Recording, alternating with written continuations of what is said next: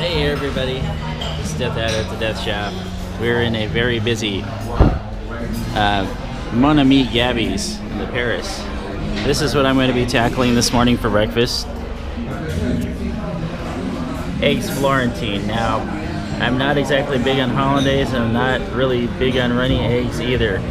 So Heather is going to film me eating this for the first time because I'm trying something new.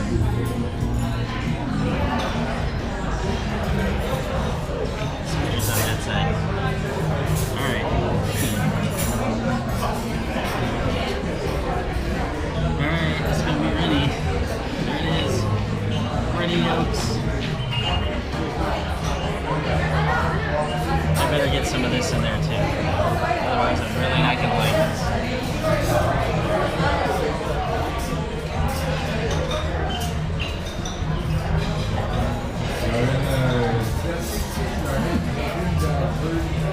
Surprisingly really good. Yeah, hollandaise sauce is really good here. I'd probably eat this again if there weren't so many good things on the menu. So, I hope you enjoyed watching me eat Eggs Florentine, but yeah, it's actually pretty good. I think I might finish it. I won't mop up the yolk though.